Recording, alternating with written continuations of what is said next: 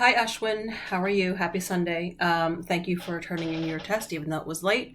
A and B are fine. Let's look at part C, please. So your part C, I don't think you ever really finished. So just take a look at your part C. Let me show you my part C here.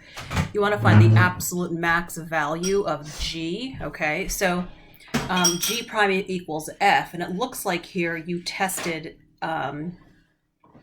Actually, I'm not sure where the rest of, maybe it's over. Anyway, I couldn't find the rest of your part C. Like you had this here, and it looks like you were plugging in values of the critical points. Anyway, bottom line is you have to show more work. Okay, so you have to show the reader you know where the critical points are, and then what a lot of people are doing is they're just finding all those critical points, and as you did, they're finding G at every single one of these critical points. The only problem is you're creating a whole lot more work for yourself. So you only have to identify that there's a relative max of G at -1 and a relative max of G at 5. And then it's a matter of just finding those values of G of -1, which is a half, which you found right here. And then G of 5, which is right here, but we found it above, right? And this was, I think I cleaned it up a little bit. Where am I? Yeah, like this is what you had. Okay. Let me see what you did. Yeah, you had you basically I think you just, let me see.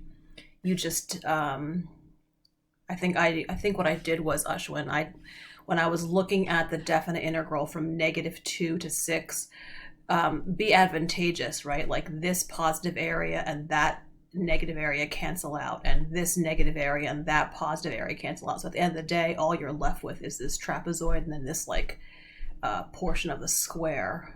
Okay. Anyway, back to part C. The point is that you have your G of -1 value, your G of 5 value is from part A, and you can see here that the G of 5 value is bigger. Please make sure you answer the question. They're asking you for the absolute max value. That's the Y value. That's the Y value there. Okay. Part D was fine. Part E was perfectly fine. You didn't do part F. Don't really. Cool. Here it is. Here it is. Okay. So what did you do? So what I'd recommend here. Okay. So it says, use the Taylor found in part E to find an approximation for H of 1. And then you just did this. Oh, I see what you did. So I think you integrated. Is that what you did? You integrated this, right? And so, okay. So let me give you something easier to do. What you're doing here is fine. You just did it incorrectly. Okay.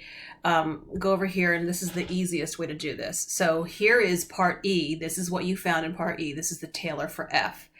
They ask you to use the Taylor in part E to approximate H of 1. So what I did first is I recognized, if H of X is defined as it is right here, what this means is H prime of X equals F of X. So what I did was I just found the Taylor for H of X by integrating each of these terms, term for term, and then plugging in 1 for X here, okay?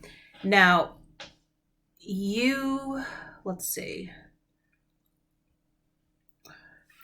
You would have gotten there what method if you did it right. I mean, if you went this way, you'd have to integrate, okay, these three polynomial, this polynomial, which is basically the same thing that I'm doing, if that makes any sense, okay? Let's see. So the step from here to here, you anti-differentiated incorrectly. So this is where I am. This is the antiderivative, and I think you have that right here, right? The antiderivative of 1 over x to the p plus 1. This is the same thing as, look what I did. I just brought, I skipped a bunch of steps. Okay. This is the same thing as, okay. This is the same thing as the antiderivative of x to the negative quantity p plus 1, right, dx, okay? And then if you use the power rule, so you're going to add 1 to the exponent and then divide by that number, you're right here. So the antiderivative, when you clean it up, is actually right here. Okay, so when you anti-differentiated, you got the wrong antiderivative. Okay, all right. Let's see. Your part A was good. Part A, no problems. Part B, also no problems, except, see if you can catch it, from here to here, when you take the antiderivative, the ln's, the arguments should have absolute values, So this would be +3, right? Absolute values, that should be +4. And again, don't clean. I mean, here's why I have it. Okay, but good job recognizing partial fractions. Just when you're here, you need absolute value around those. Okay, and then part C, you did everything correct except for the fact that so you would get the procedural points. What you missed was right there. So you'll notice, like, your step right there is my step right there. And I recognized, oh, it's an improper, because x equals 1 is a discontinuity and 1 is between 0 and 2. And when that happens, you have to split this and write it as 2 improper integrals and the 2 limits, right? And when this happens, when you have an improper integral that actually results in 2 improper integrals added, if one of them diverges, the whole thing diverges. So you'll see that this integral diverges to positive infinity. I didn't even bother finding what this integral ended up equaling, because no matter what it doesn't matter. If one of these diverges, the whole thing diverges, okay? And over here to the side, you'll see this is just kind of my side work for the problems below. So what would I give this? I will say that had you just merely finished, because I know you know how to do, let's see, I know you know how to do this question, and I know you know how to find absolute max. This is a 5 if you just finished it, Ashwin. Okay? All right, I'll see you tomorrow morning. Good night.